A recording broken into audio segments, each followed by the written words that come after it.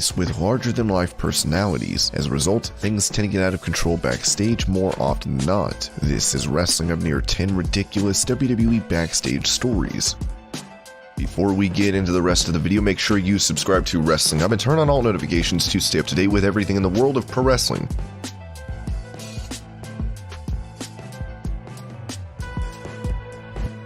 Randy Orton is known for being a serial prankster, and Cody Rhodes found himself a victim. In an interview, Orton talked about how he pulled off a prank on Cody, saying Evan Bourne, Orton, Chris Masters, Santino Marella, Ted DiBiase, and Cody Rhodes were at a tanning salon. He said at the time it was a common trick among wrestlers that if they went into the tanning bed and left the door open, then the others would go in there and steal clothes. Cody made this very mistake, so I went back inside his room, and of course he's tanning, so he's got a towel over his face and he has no idea what's going on. So I take my foot and open the door, and there is Cody Rhodes with only a towel over his face, and he's, let's just say, standing at attention. He took a picture of Cody in that scenario, but they had to delete it because Rhodes was furious. Randy added he felt it was the most embarrassing moment of Cody's career.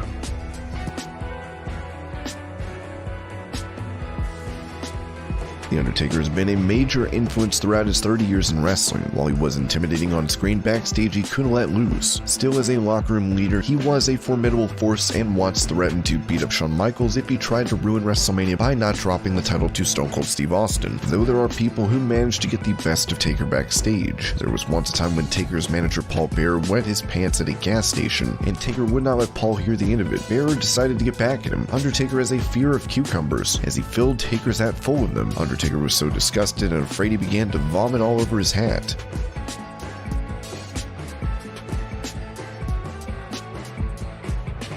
Mark Henry came to WWE and signed a long-term contract after winning many strongman competitions. Backstage, many were jealous about the deal a newcomer in Henry got. They played a lot of tricks on him, including taking his crutches from him when he was injured after he had broken his leg. Once, Mark left his sandwich unattended and apparently a wrestler then defecated in it. Henry didn't even notice, as he must have been in a hurry and was hungry, as he ate over half of the sandwich before realizing what was in it. It was thought X-Pac was the one to blame for this, as he put feces in Sable's bag for similar reasons. Henry would vomit when he came back, he found that his crutches were gone. He was then told to go meet Vince McMahon before he could even shout about his crutches. When he got there, he found out that Vince was not even in the arena.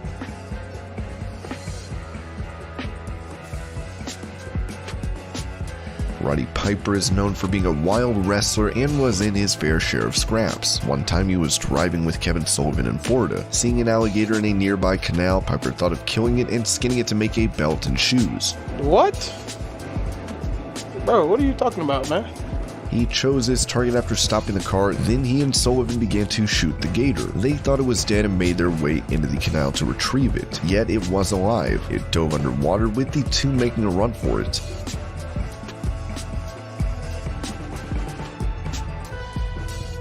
In the Spirit Squad, Dolph Ziggler decided to play a prank on one of the biggest stars, setting up a trap for the Big Show in the ring. He put a Subway sandwich there, and around it he made a loop with a mic cord. The sandwich was in the middle of the ring before the house show. Now it's not clear what Big Show was thinking. He apparently saw it and went to go pick it up. None of it makes any sense, it was in the middle of the ring after all. Then was caught in the cord as Ziggler tightened it around his leg. He would then exclaim what was going on as Ziggler showed himself. In the next few weeks, Big Show destroyed the Spirit Squad when they were placed in matches together.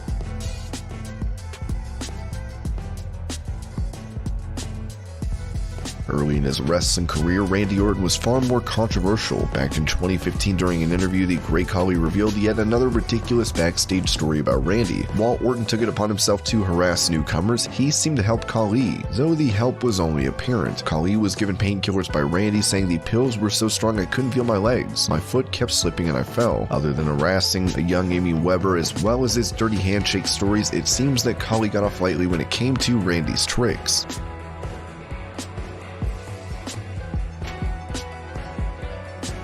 There was a time when Steve Austin, Mick Foley, and Diamond Dallas Page were sharing a hotel room, as DDP apparently had the habit of walking around the room naked. The other two decided to get back at him. They put chocolate chip cookies in his bed while he was in the shower. After a long, hard day at work, Page came back to the room and in the dark climbed into his bed naked. He soon noticed, then heard Mick Foley laughing. He understood Foley was involved, and what followed was a food fight, as DDP started to throw cookies while naked.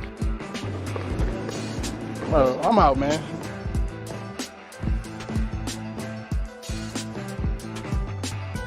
Goldust has always been a controversial figure on WWE screens. He was an eccentric, androgynous villain and wanted to take it a step further by getting breast implants. According to Bruce Pritchard, we were in Madison Square Garden and there had been some guy that had gotten breast implants, and there was a lot to do about it. Everything was fizzling. There was no real direction with Goldust. In my head, it happened at MSG where Dustin had worked himself up for this pitch. He had pitched it to everybody around Vince McMahon, so Vince knew what Goldust was going to pitch to him, and he had already heard it. There was no way Vince was going to allow him to do this. He did not want him to do it. We had jumped the shark so many times on this gimmick that this was something that was not going to happen. Dustin Rhodes felt that this is the only thing that can revive his career. He really wanted to get breast implants, get double Ds, but thank God McMahon talked him out of it.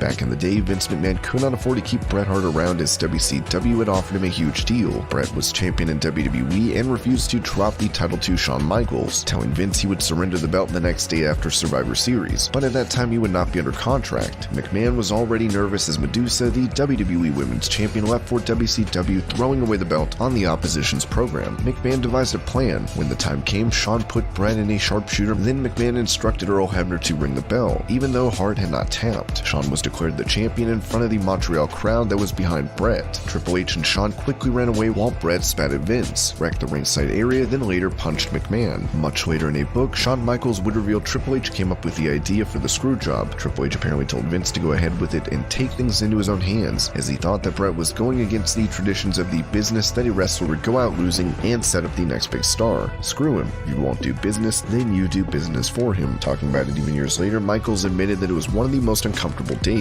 I just recall up to that point, there being big scuttlebutt all over like what's going to happen with Bret leaving. And then of course an infamous phone call between myself and Hunter and Vince. I want to say it was just the week before. There was certainly no talk of it, for me one way or another, until that phone call the week before Survivor Series. Probably the most uncomfortable day I've ever had in wrestling. By the time the day comes, the decision has been made, but no one knows how it's going to get done until Bret and I sit down to start discussing the match. None of this can go into play until we do that. And so it was just an uncomfortable day knowing what you know, how others assume it's going to happen, then you happen to be the one to orchestrate it. Bret Hart talked about this as well, saying while Shawn had been a willing participant, he was not the mastermind. I'd say I give Shawn the benefit of the doubt up until I knew what happened, and that's why he was so ashamed. And Triple H, from what I gathered, he was pushing that thing more than Shawn. Shawn was more of a willing participant. Triple H and Briscoe and Vince were the ones who created the whole thing happening.